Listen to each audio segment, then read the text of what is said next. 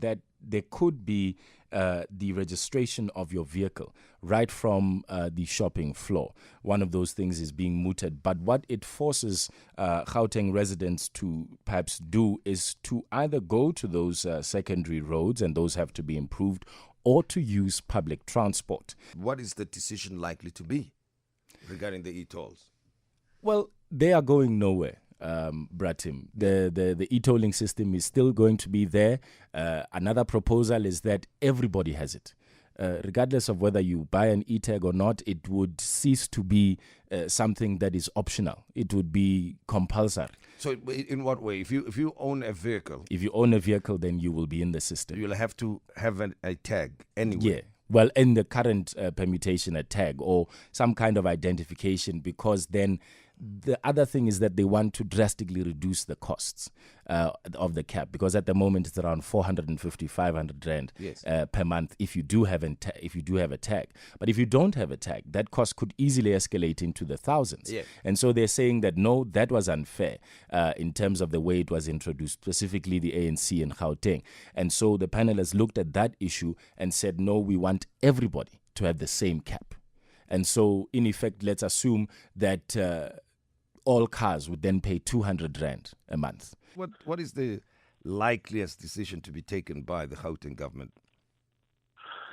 Well, you see, Tim, I think having a peek and seeing elements of the report probably not the best thing, because somebody might be picking up something and saying that might be one of the recommendations, and I should be careful not to speak about it as the only recommendation that's coming out. I would find it very difficult to believe that they will try and force people when they register their vehicles that they have to have a tag, to change the legislation to have to have a tag. Because when you try to force anything that is unpopular, it doesn't work. So you might want me to get a tag and I register my vehicle. That's fine. I'm going to do that, but I won't fit it and I won't pay.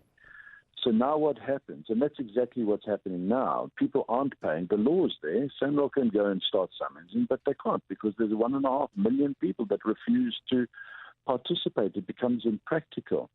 So they're forcing. When you force something into being, you create the problem, especially if it's unpopular, and then you get into a situation where there are all sorts of unintended consequences, and they're massive for society. There are a couple of things that have to be dealt with here. One is that there's a bill to pay, right? That loans were acquired to build the highways. They've now been expanded, and they've got to be maintained as well, and there's a cost attached to it.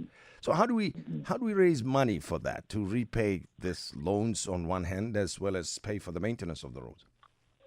Well, what happens, and what has been happening for decades now, is that the government has a fuel levy, the money goes into the government's coffers, and they divvy it out to SANRAL, to the regional councils that maintain these roads.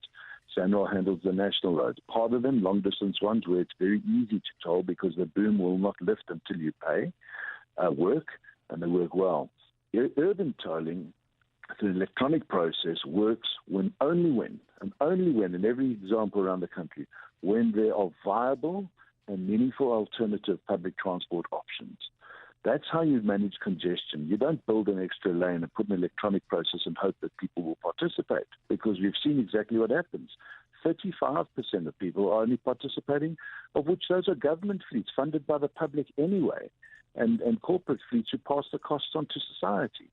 And that doesn't work when you only have 35% of users paying, because a user-pay system means they must all pay. And the people are laughing at the system and saying, as your last caller said, and as I will agree with him, we will go to jail for this.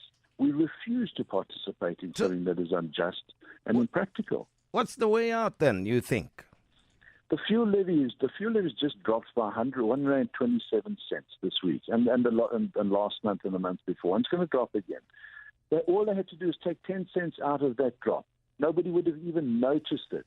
That 10 cents would have raised 2.2 billion rand a year, which would have paid the bonds on the GFIP. It is just such a nonsensical argument that they can't use GFIP, the fuel levy, because it is a user-pay system.